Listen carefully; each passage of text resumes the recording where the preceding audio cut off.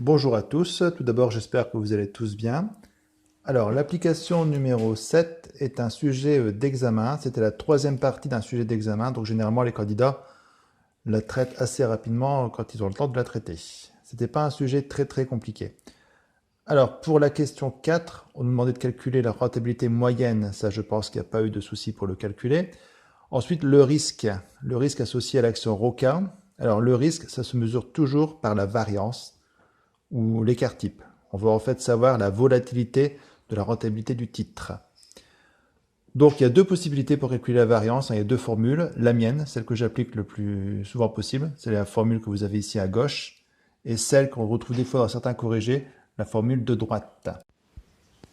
Si on revient un petit peu sur ma formule, alors les PI, c'est les probabilités. Ici on a trois lignes avec trois rentabilités possibles, 0,22, 0,08 ou 0,126. Donc on a une chance sur 3 à chaque fois d'avoir cette rentabilité-là. Ensuite, les RI représentent la rentabilité de chaque mois. Et R bar carré, c'est la moyenne des trois rentabilités. Donc ensuite, on calcule, on fait l'addition pour avoir en fait la variance. Et une fois qu'on a la variance, on fait l'écart type. Et pour trouver l'écart type, c'est la racine carrée de la variance. On trouve ainsi un écart type de 5,82%, ce qui est relativement faible, l'action est peu risquée. Ensuite, on doit calculer le PER, le Price Earning Ratio, et ce PER s'établit à 6,89. Ça veut dire que l'action, logiquement, est sous-cotée.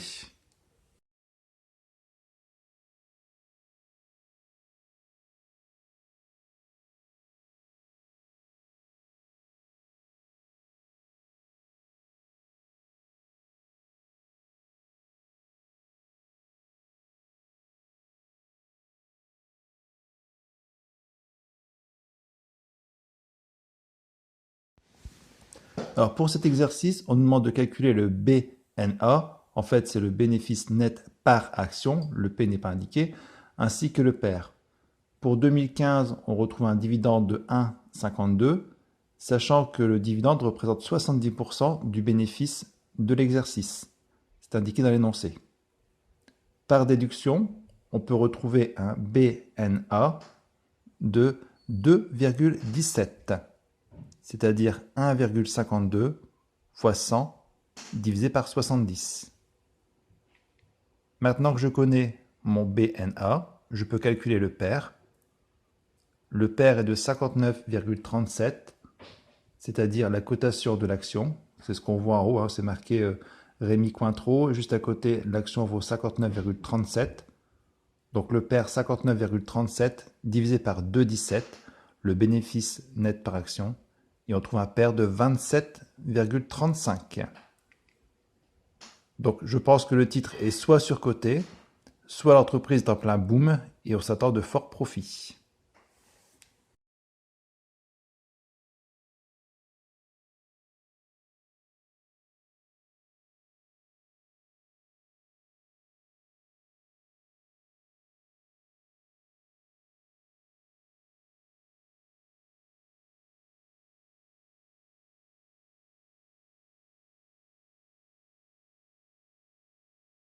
Pour réaliser les calculs demandés, nous aurons besoin de formules de calcul qui se trouvent dans le chapitre que l'on verra juste après, le vrai chapitre numéro 15. Et ces formules se trouvent à la page 21.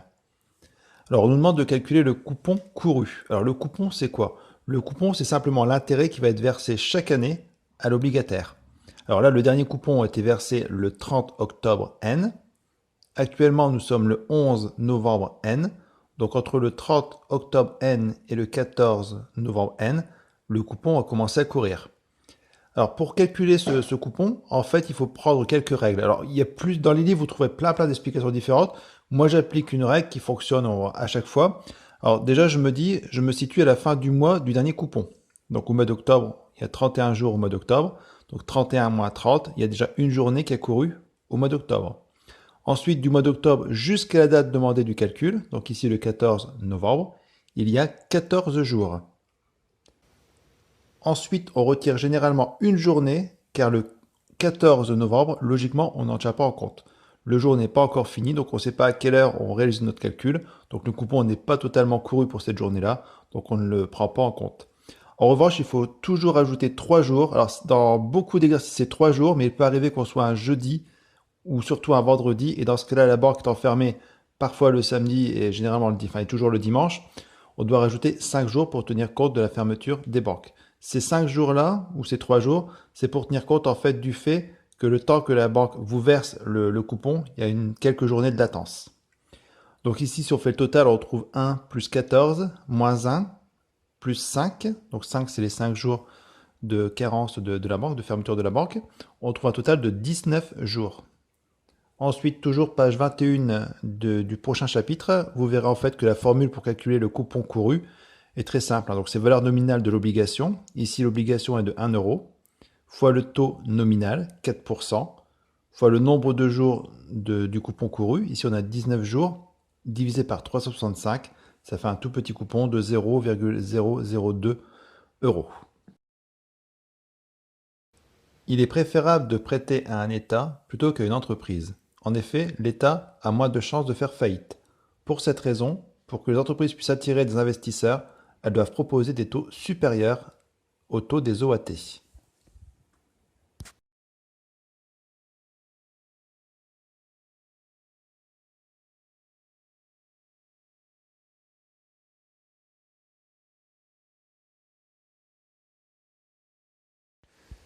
La question 3 nous demande de calculer combien vaut l'obligation le 1er novembre N plus 3, sachant que l'échéance sera le 30-10 N plus 12.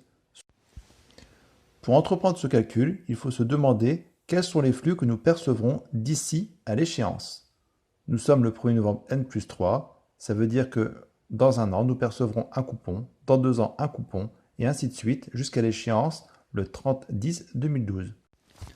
Au total, c'est-à-dire du 1-11 N plus 3 au 30-10 N plus 12, nous allons percevoir 9 coupons. À ces 9 coupons, il faudra ajouter la valeur de remboursement de l'action qui arrivera le 30-10 N plus 12.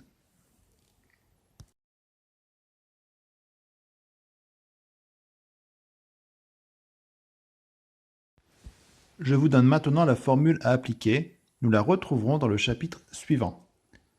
Dans cette formule, il faut donc actualiser l'ensemble des coupons. Ici, nous aurons 9 coupons de 0,04 euros, plus le remboursement, c'est-à-dire 1 euro qui interviendra en fin de période, que nous actualiserons aussi de 9 périodes.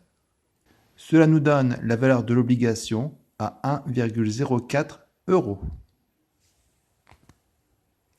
Rassurez-vous, cette formule-là et tout ce qui est obligation, nous les reverrons dans le chapitre suivant.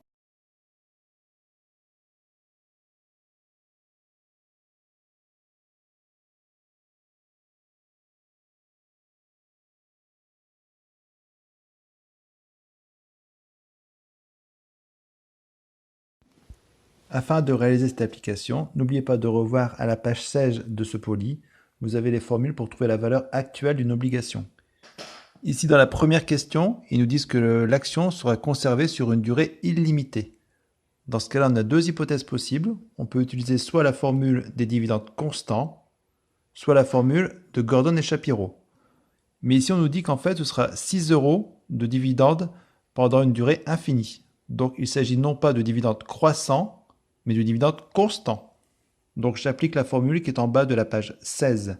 C'est-à-dire que le cours aujourd'hui est égal au dividende par action divisé par le taux d'actualisation.